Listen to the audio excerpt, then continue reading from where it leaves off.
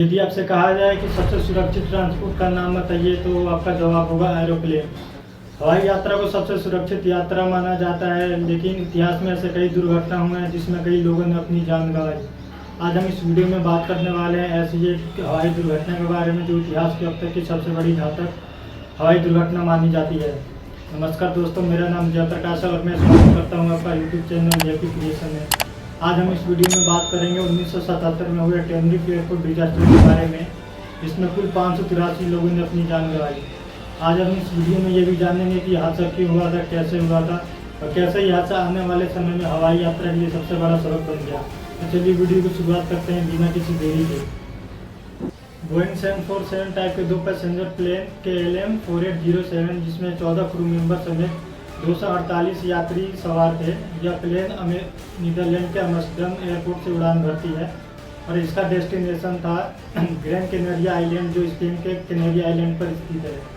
और दूसरा विमान था पैन AM 1736। इस विमान में 16 क्रू मेंबर और 300 यात्री समेत कुल 396 लोग यात्रा कर रहे थे। यह प्लेन अमेरिका के लॉस एंजल्स अंतर्राष्ट्रीय हवाई अड्डा से उड़ान भरती है और इसका भी डेस्टिनेशन ग्रैन कैनारिया आइलैंड था, जो स्पेन पे स्थित है।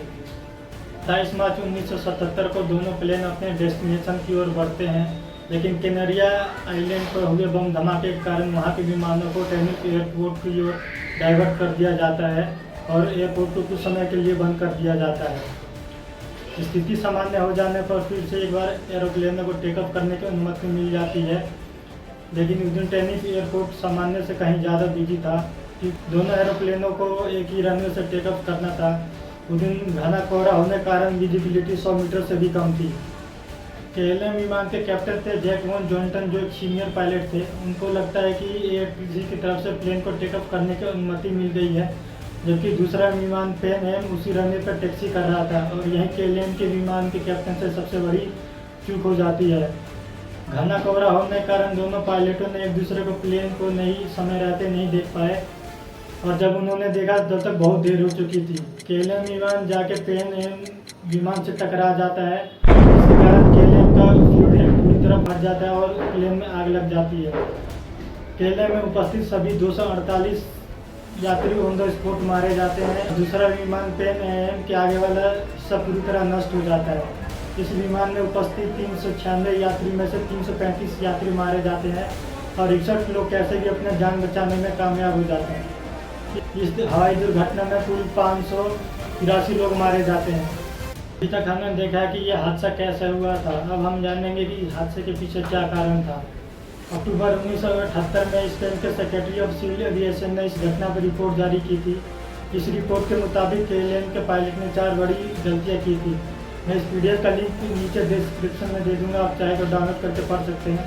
अब वीडियो में वापस आते हैं। KLM के पायलट ने बिना परमिशन के प्लेन को टेकअप करने की कोशिश की। दूसरी गलती ये थी कि KLM के पायलट को प्रतीक्षा करने के लिए कहा गया था, लेकिन उन्होंने इस आदेश का पालन नहीं किया था। तीसरी गलती, जब पैन AM ने रिपोर्ट किया कि वे अभी भी रनवे पे फिर भी टेकअप को रोका नहीं गया। चौथी गलती, जब KLM के फ्लाइट इंजीनियर ने पूछा कि क्या पैन AM विमान पहले रनवे छोड़ चुका है, तो KLM के कप्तान ने जोर देते हुए कहा हाँ। इस घटना के बाद एविएशन में कई सुधार किए गए। पहला सुधार, रेडियो कम्युनिकेशन में स्टैंडर्ड फ्रेजेस का इस्तेमाल किया गया। हादसे से पहले पायलट और ATC कैजुअल और क्लियर भाषा का इस्तेमाल करते थे, लेकिन हादसे के बाद यह तय किया गया कि अब से केवल स्टैंडर्ड भाषा का इस्तेमाल किया जाएगा, जैसे क्लियर फॉर टेकऑफ। इसका मतलब होता है कि टेकअप करने के लिए आपको पूरी परमिशन मिल चुकी है। दूसरा फ्रेज है स्टैंड बाय, इसका मतलब होता है प्रतीक्षा करें, नोट परमिशन। और तीसरा फ्रेज है टेक ऑफ कैंसल, इसका मतलब हो कि टेकअप रद्द हो चुका है। दूसरा बदलाव CRM में किया गया। CRM का फुल फॉर्म होता है कॉकपिट रिसोर्स मैनेजमेंट। KLM के पायलट ने फ्लाइट इंजीनियर की बात को नज़रअंदाज किया था। उसके बाद CRM की ट्रेनिंग शुरू की गई और इसमें सिखाया गया कि चाहे कोई भी सदस्य, चाहे सीनियर हो या जूनियर, वो सुरक्षा को लेकर सवाल उठा सकता है और गलत निर्णय को रोक सकता है। तीसरा सुधार, टेकअप शब्द पे सख्ती की गई। ATC ने अब तय किया कि टेकअप शब्द का इस्तेमाल केवल तभी किया जाएगा जब तक ATC की तरफ से टेकअप की क्लियर परमिशन न मिल जाए। इंतजार के लिए अब लाइनअप एंड वेट शब्द का प्रयोग किया जाने लगा। चौथा सुधार, रनवे लाइटिंग और मार्किंग में सुधार। एयरपोर्टों पर बेहतर लाइट साइन बोर्ड और मार्किंग की गई ताकि खराब मौसम और कोहरे में भी पायलट को पता रहे कि वो कहाँ पर है। 5वां सुधार, ATC को ट्रेनिंग और रडार को मजबूत किया गया। कई एयरपोर्टों पर ग्राउंड रडार सिस्टम लगाया गया जिससे रनवे पर मौजूद विमान की स्थिति का पता चलता है। 6वां सुधार था इंग्लिश को एविएशन लैंग्वेज बनाना। इस हादसे का एक कारण अनक्लियर और अलग अलग भाषा भी था। इस हादसे के बाद इंग्लिश को एविएशन की स्टैंडर्ड लैंग्वेज बनाया गया।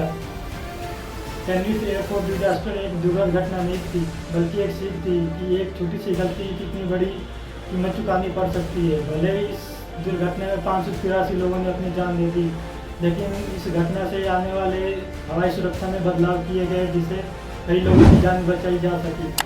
अगर आपको ये वीडियो अच्छा लगे तो लाइक करें, शेयर करें और चैनल को सब्सक्राइब करना ना भूलें। मिलते हैं अगले वीडियो में, जब तक के लिए जय हिंद।